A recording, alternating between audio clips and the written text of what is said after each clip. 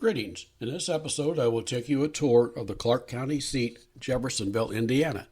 Listeners can find complete information about Jeffersonville and other places around southeastern Indiana by purchasing my book, Southeast Indiana Day Trips, from my Road Trip Indiana series. This is the first book of the series and the only one available right now. I will have the rest, there will be 9 altogether, as the year progresses. With rising gas prices, many Hoosiers, including my wife and myself, are choosing to vacation closer to home. Using this podcast, I will tell you about the many places here in Indiana you can visit and have some unique and fun experiences. At Jeffersonville, you'll find 3 interesting museums: the Vintage Fire Museum, the Howard Steamboat Museum, and the Clark County Historical Museum. Also, you'll find a delightful little shop that doubles as a candy store and a museum. Visitors can stroll across the Ohio River to Louisville, Kentucky on the Big 4 pedestrian bridge for some fabulous views of the river. The nucleus of the Vintage Fire Museum forms around a fire truck collection of Jeffersonville resident Fred Conway. Conway's childhood dream was to become a fireman. He joined the Perry Township Volunteer Fire Department and rose to become fire chief. A common problem that arose when a fire broke out frustrated him. Since there might be 2 or more fire departments in a given area, many times people did not know which fire department to call. Frequently, they called one that was further from the fire than another one that would be closer. Conway came up with the idea that if people had a sticker with the correct fire department's phone number listed on it stuck to their phones, they would know which company to call. Initially, Conway experimented with adhesive stickers that you had to lick. Many times these did not stick well and would fall off. He next tried pressure-sensitive labels, which worked very well. In 1964, he started his company, Discount Labels, began ordering labels and selling them to fire departments to give their customers. As business grew, Conway bought a label maker and began making his own labels in his basement. The business continued doing well, so the family moved to a home that had a bigger garage, where he made his labels. The next move was to a vacant donut shop in New Albany, Indiana. The success of the business allowed him to indulge in another passion, collecting fire engine equipment. He collected old engines, restored them, and displayed them in his office. When his collection outgrew his office, he opened the Vintage Fire Engines, Incorporated, on Mount Tabor Road near New Albany in June 1999.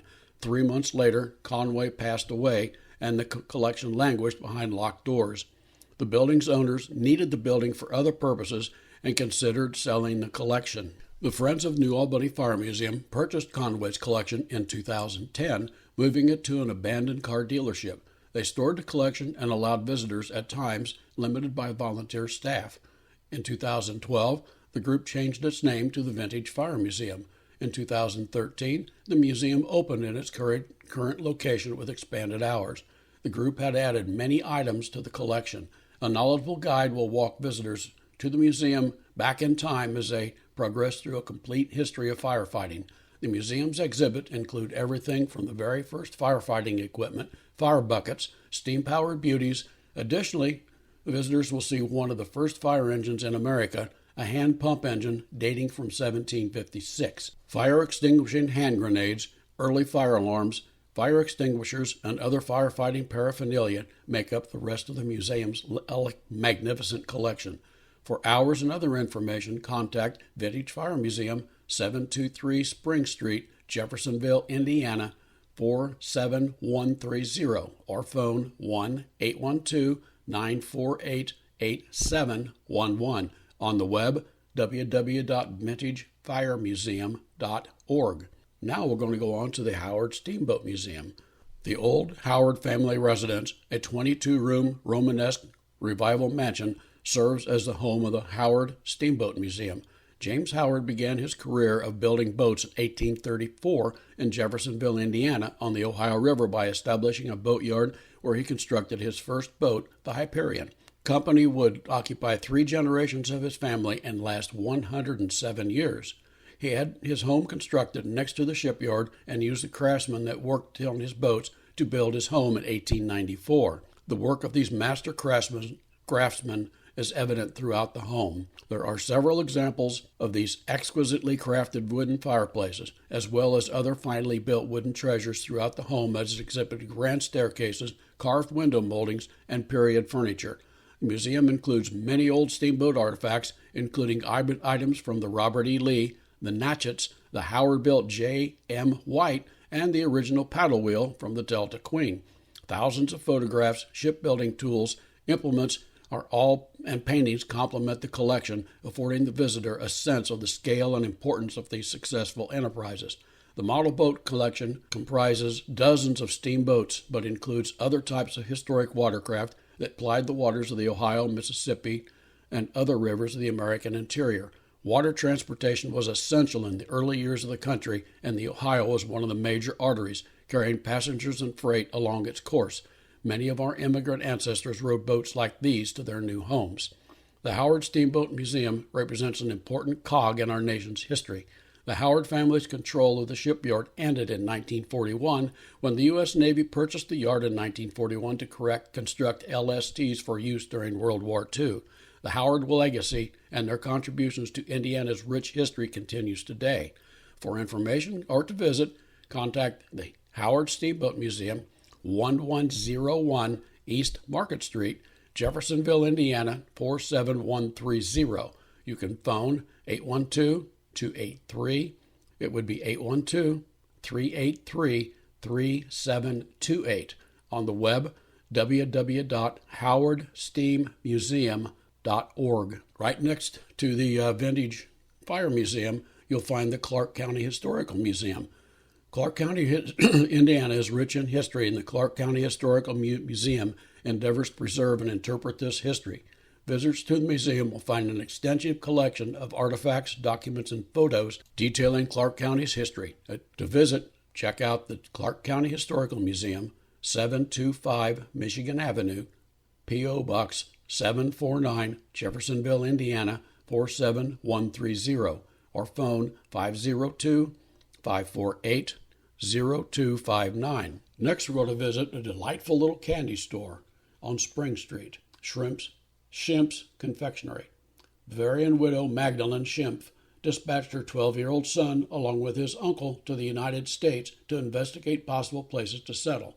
Louisville, Kentucky had a large German community, thus the family chose to settle there. The pregnant Magdalene, with her 5 children, migrated to Louisville sometime before the Civil War. She and her daughters established an embroidery business, while the sons opened a confectionery store.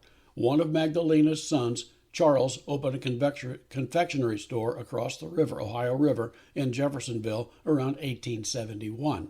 The store was successful for almost 20 years until Charles decided to close it. Now we're going to talk a little bit about the owner of the new store, Gustav A. Schimpf Sr., 1843 through 1918. Gustav had worked at a local confectionery business, the C.J. Block Company, during this period. The business evolved into the Warwick and Bergreen Company. Gustav Schimpf bought a share of this company in 1871. This company closed in 1889, and Schimpf started working for the Frank A. Men Company, another leading confectioner. After Charles closed his store in Jeffersonville, he urged Gustav to open one in Jeffersonville, as his had been quite successful. Thus, on April the 11th, 1891, Gustav, along with his son Gustav Jr., opened a confectionery store at the current location at 347 Spring Street. It is the only candy store in Indiana that has operated continuously for over 125 stores. In addition to the wonderful variety of candies made right in the store, the owners have on display in the store thousands of artifacts of American candy memorabilia. This collection has taken decades of work to acquire and display. Visitors will delight in the vast array of old-time store displays, candy tins, dispensing machines, and signage. The signature candy of the store is the Cinnamon Red Hots, first made by Gustav in 1891. Customers can watch as workers make mojeskas, excuse my pronunciation, hardfish candy, and other sweet treats behind the counter.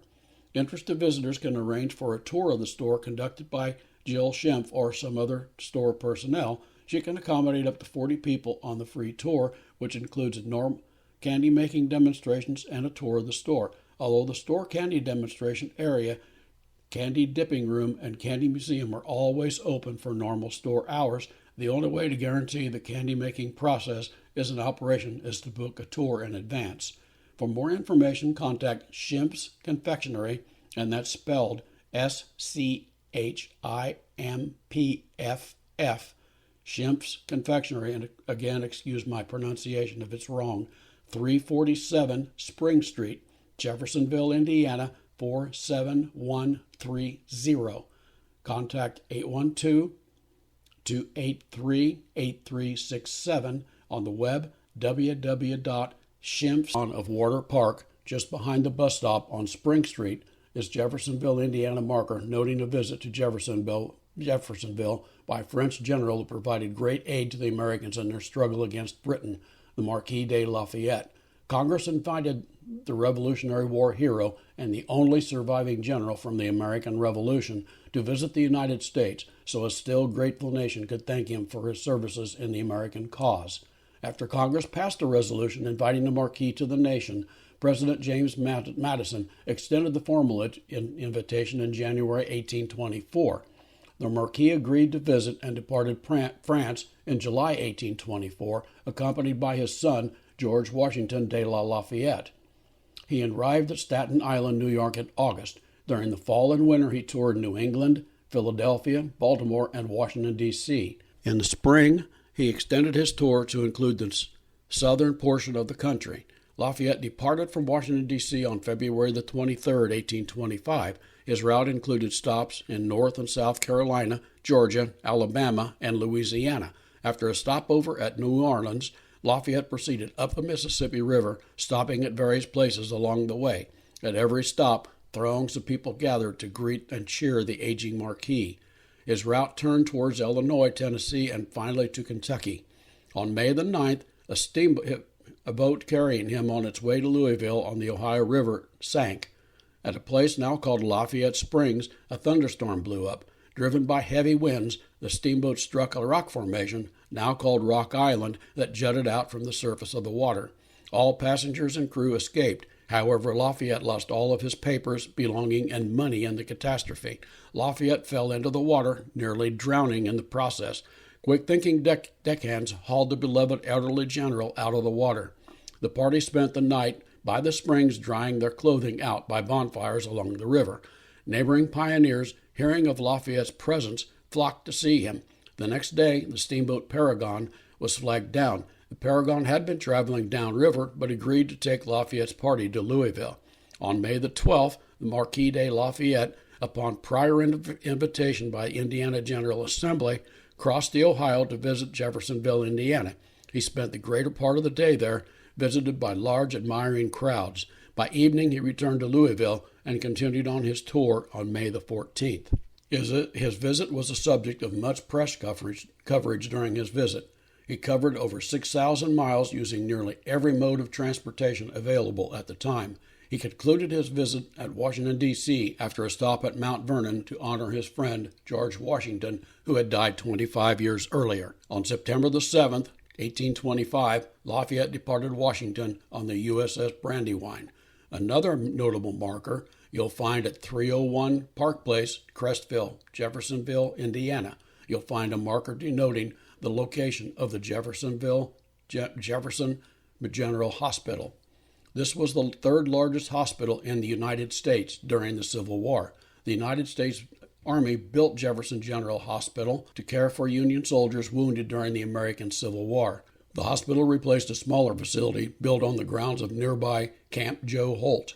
Camp Joe Holt was one of the major staging areas for Union troops during the Civil War.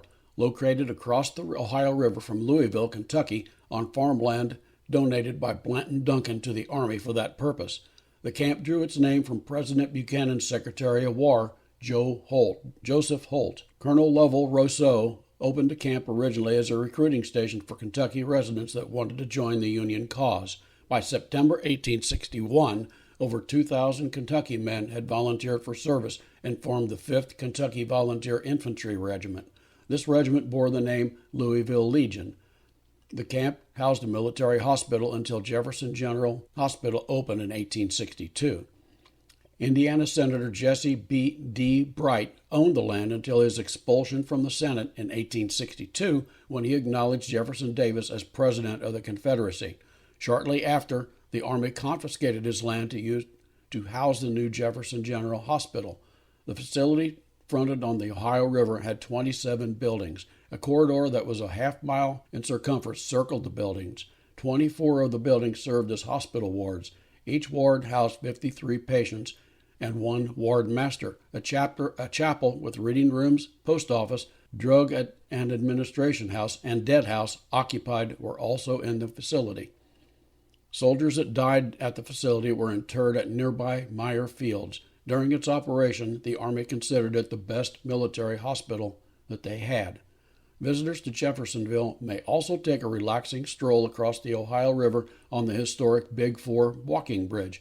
Located in Big Four Station Park, it is approximately 1 mile walk across the bridge. Of course, it will be a 1 mile hike back.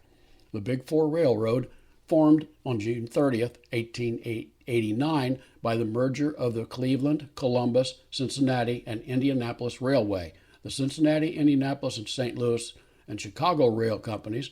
The company bought the Indiana, Bloomington, and Western Railway in 1890. The New York Central acquired the line in 1906, but ran it as a separate entity until 1930. In 1925, the Big Four operated 2,391 route miles and 4,608 track miles. It carried 8,180 million net tons of revenue freight and 488 million passengers miles. In February 2001, Indiana and Kentucky commenced a joint venture to convert the former railroad bridge into a pedestrian bridge that connected the two cities. Constructed in 1895, the six-span former railroad truss bridge carried trains of the Big Four Railroad across the river. The Kentucky side opened on February the 7th, 2013. A year later, the Jeffersonville ramp opened on May the 20th, 2014.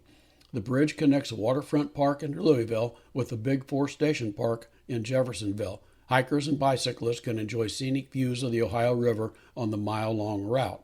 The park includes 10 acres, playground area, flagpole, park benches, a water feature, bathrooms, parking, picnic tables, paved sidewalk, and a pavilion. To visit the park, go to Big Four Station Park, 304 Mulberry Street, Jeffersonville, Indiana, 47130. Find out more about these Indiana day trip destinations and many more by purchasing the book. You can find it on my website, www.mossyfeetbooks.com, on the Road Trip Indiana category. Just scroll down a category, click the Road Trip Indiana series, and there it is. There are links to Amazon, Barnes & Noble, Google Play, and other online booksellers. You may choose to purchase the book in either ebook or softbound versions. An audiobook version is available on Google Play. You can also order the book direct from me, the author, on the webpage. If you wish me to sign the book, just send an email to mossyfeetbooks@gmail.com requesting a signed book and instructions on how you want me to address it.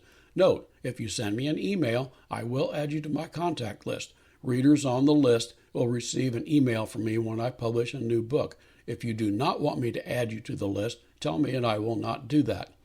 Listeners to this podcast that want email notifications of my new releases can just send me an email request in addition to the list. You can choose to have your name removed at any time.